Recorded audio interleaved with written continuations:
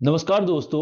आज 9 दिसंबर 2024 को आरबीआई का न्यू गवर्नर अपॉइंट हुआ है, जो कि है संजय मल्होत्रा। वो आउटगोइंग गवर्नर जो शक्तिकांत दास है उनकी जगह लेंगे। तो दोस्तों, आज के इस एपिसोड में हम लोग जानेंगे जो संजय मल्होत्रा के सामने किस तरह की समस्याएं चैलेंजेस रहेंगी, और उसके साथ साथ इस एपिसोड में हम लोग डिस्कस करेंगे जो हमारे आउटगोइंग गवर्नर हैं शक्तिकांत दास। उनका जो टेन्योर अराउंड 6 ईयर का रहा है, उसमें उन्होंने क्या क्या अचीवमेंट प्राप्त किया है, और उन्होंने आरबीआई के अकाउंटेबिलिटी और ऑटोनॉमी के लिए क्या क्या स्टेप्स उठाए हैं। तो आज के इस एपिसोड में हम लोग सारे सभी सभी कुछ के बारे में डिस्कस करेंगे। तो सबसे पहले हम लोग ये देखते हैं जो आज 9 दिसंबर को appointment committee of the cabinet ने संजय मल्होत्रा को आरबीआई का नेक्स्ट गवर्नर अपॉइंट किया है, जो कि आरबीआई के 26 गवर्नर होंगे। तो दोस्तों, सबसे पहले हम लोग ये देखते हैं जो आरबीआई के जो नए गवर्नर है उनके पास क्या क्या चैलेंजेस होंगे। तो as as you know that जो अभी आरबीआई की एमपीसी की मीटिंग हुई थी, उसमें रेपो रेट को अनचेंज रखा है 11th टाइम इन ए रो। जबकि जो गवर्नमेंट के दो मिनिस्टर हैं, उन्होंने रिसेंटली कहा भी था जो रेपो रेट को रिड्यूस किया जाए। तो उसका उन्होंने कारण ये दिया था, जो एक्चुअली क्या है, इंडिया का जो इकोनॉमिक ग्रोथ है वो काफी ज्यादा स्लो हो गया, 5.6% आ गया था अक्टूबर प्रीवियस क्वार्टर में। तो ऐसे ऐसे टाइम में जो फाइनेंस मिनिस्टर है उनका भी स्टेटमेंट आया था जो रेपो रेट को रिड्यूस किया जाए। साथ साथ जो है कॉमर्स मिनिस्टर है पीयूष गोयल, उनका भी स्टेटमेंट आया जो रेपो रेट को रिड्यूस किया जाए। लेकिन इसके बाद भी जो अभी एमपीसी की मीटिंग हुई थी, उसमें यह डिसीजन लिया गया जो रेपो रेट को अनचेंज रखा गया। तो उस एमपीसी की मीटिंग में ये रीजन साइट किया गया जो food inflation is very high, so in that such type of situation reducing the repo rate is not desirable, otherwise it will affect the economy in a harmful way. So ऐसे में क्या जो संजय मल्होत्रा जो हमारे RBI के next governor बने हैं, क्या उनके पास इस तरह की चैलेंजेज होंगी? जो क्या एमपीसी की जो मीटिंग है या मॉनिटरी पॉलिसी का जो नेक्स्ट मीटिंग होगा, तो क्या उसमें रेपो रेट को रिड्यूस किया जाएगा या नहीं किया जाएगा? तो सबसे पहले इंपॉर्टेंट फर्स्ट पॉइंट ये है। उसके बाद रिसेंट टाइम में ये भी देखा गया है जो there was some times of tussle between the central government and RBI. As for example, central government want that repo rate should be reduced. As for example, finance minister and commerce minister had recently told that repo rate should be reduced, but even though in MPC meeting it was decided that that repo rate should not be reduced। तो ऐसे में जो संजय मल्होत्रा नए RBI के governor बने, उनके पास new challenges ये होगा जो क्या रेपो रेट को रिड्यूस किया जाए on the behalf of increasing the growth at the cost of inflation. तो ये सबसे इंपॉर्टेंट देखना होगा नेक्स्ट जो मीटिंग होगा, क्या वेदर रेपो रेट को रिड्यूस किया जाता है कि नहीं, क्योंकि inflation is already high. As for example, अक्टूबर के महीने में inflation was at peak, means it was above the limit, that is the 6%। So ऐसे में ये देखना होगा जो क्या रेपो रेट को रिड्यूस किया जाएगा या नहीं। दोस्तों, आरबीआई एंड सेंट्रल गवर्नमेंट के बीच में भी हमेशा टसल चलते रहता, और ये ऐसा ट्रेंड पिछले कई सालों से देखा गया है। एज फॉर एग्जांपल, जब उर्जित पटेल आउटगोइंग गवर्नर थे इन 2018, उस समय में भी गवर्नर और सेंट्रल गवर्नमेंट के बीच में काफी ज्यादा टसल था।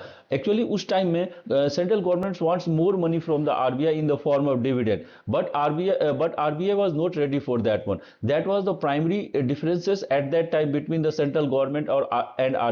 और रिसेंट टाइम में जैसे जो आउटगोइंग गवर्नर हैं शक्तिकांत दास, उनके टेन्योर में भी इस तरह की चीजें इमर्ज क्या आई थी, जो actually repo rate was not change from the last 11 MPC meeting. तो ऐसे में, और एक्चुअली हम लोग जानते हैं जो इंडिया का ग्रोथ रेट है, that has reduced to 5.4% in the previous quarter. तो ऐसे में जो फाइनेंस मिनिस्टर हैं या कॉमर्स मिनिस्टर हैं, उन्होंने ऐसे स्टेटमेंट्स दिए थे that repo rate or interest rate should be reduced so that it will help in the growth of the economy। but even after saying so many times, MPC की जो meeting RBI की हुई थी, उसमें उन्होंने repo rate को 11 time in ए रो उसे constant रखा और चेंज नहीं किया। Because for the RBI, price stability is the primary criteria, because they don't want to compromise on the inflation at the for the development or for the growth। तो जबकि central government का ये primary purpose रहता है जो growth को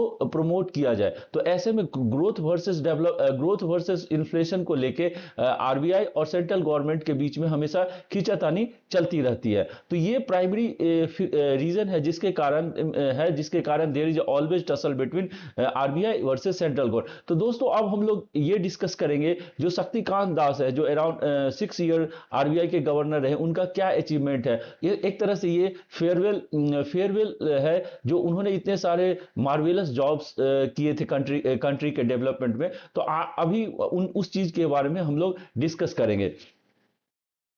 दोस्तों अब हम लोग जो आउटगोइंग आरबीआई के गवर्नर है शक्तिकांत दास, उनके कुछ अचीवमेंट के बारे में डिस्कस करते हैं। तो उनके अचीवमेंट को समझने से पहले हमें ये समझना होगा जो उन्होंने जब ज्वाइन किया था इन 2018, उस समय कंट्री का इकोनॉमिक कंडीशन क्या था या गवर्नमेंट और आरबीआई के बीच में कैसे संबंध थे। So at that time when he has joined as a RBI governor in 2018, उस समय में जो आउटगोइंग गवर्नर थे उर्जित पटेल, उनके साथ सेंट्रल गवर्नमेंट के रिलेशंस अच्छे नहीं थे। तो एज ए आरबीआई गवर्नर उन्होंने जो पहला सबसे ग्रेटेस्ट अचीवमेंट शक्तिकांत दास का था, जो सेंट्रल गवर्नमेंट आरबीआई के बीच में जो डिफरेंसेस था उसको उन्होंने दूर किया। उसके लिए एज फॉर एग्जांपल जो central government demands more money from the RBI in the terms of dividend, लेकिन तो उन्होंने जो विमल जालान कमेटी का जो रिकमेंडेशन था उसके अकॉर्डिंग जितना पॉसिबल हो सकता था उन्होंने फंड ट्रांसफर किया था सेंट्रल गवर्नमेंट को। तो पहला फर्स्ट पॉइंट, जो इसके कारण क्या हुआ, सेंट्रल गवर्नमेंट और आरबीआई के बीच में जो डिफरेंसेस थे वो रिड्यूस हुए। सबसे सेकंड इंपॉर्टेंट पॉइंट ये था कि 2018 when he has become the governor, in the next 1 year in 2019 COVID has hit the whole world. So ऐसे टाइम में जब ग्रोथ वाज रिड्यूसिंग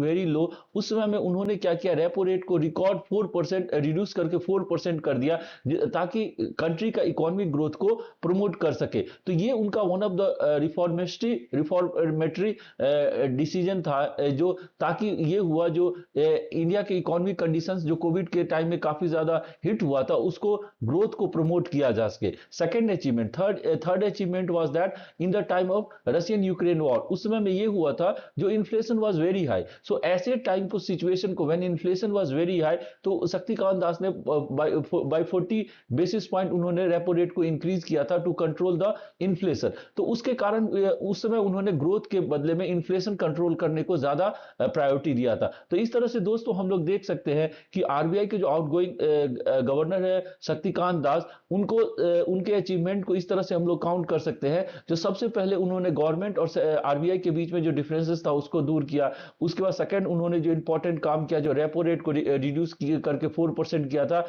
इकोनॉमी